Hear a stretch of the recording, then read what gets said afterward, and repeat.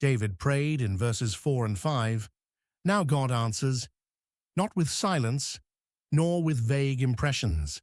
God speaks, and what he says changes everything about how David reads the situation.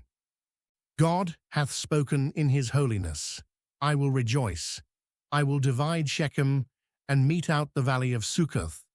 Psalm 60 verse 6. The phrase God hath spoken in his holiness is the foundation of everything that follows. David does not say God might speak, or that David hopes to hear from God. God has already spoken. The tense carries the full force of completed action. This word from God stands as settled fact. In his holiness tells us the source and character of the word. God speaks from his own holy nature. This is not a dream dressed up as prophecy. This is the word of God, who cannot lie, whose character guarantees his word. When God speaks from his holiness, the outcome is as certain as God himself. Then David declares, I will rejoice, not after the victory, but now, before Saul's threat is dealt with. David rejoices on the basis of what God said, not on what David can see. God then speaks of dividing Shechem and meting out the valley of Succoth. Both locations sit in the heart of the Promised Land. The language of dividing and measuring is the language of a landowner distributing his own property. God is not asking for permission. He is declaring what belongs to him and what he will do with it. Gilead is mine, and Manasseh is mine. Ephraim also is the strength of mine head. Judah is my lawgiver. Psalm 60, verse 7. Mine appears twice in rapid succession, and the repetition is deliberate. Israel does not hold the land by its own strength or political arrangements.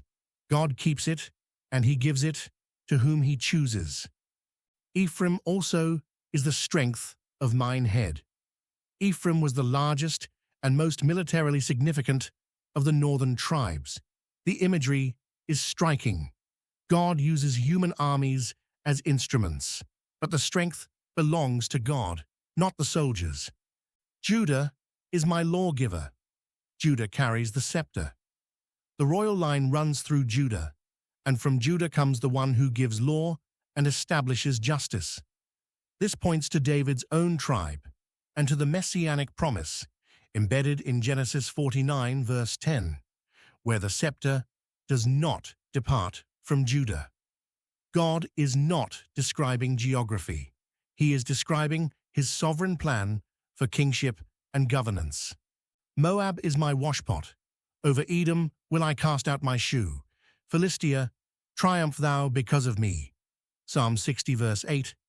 God now turns to Israel's enemies. The contrast with verse 7 is sharp. Ephraim is a helmet.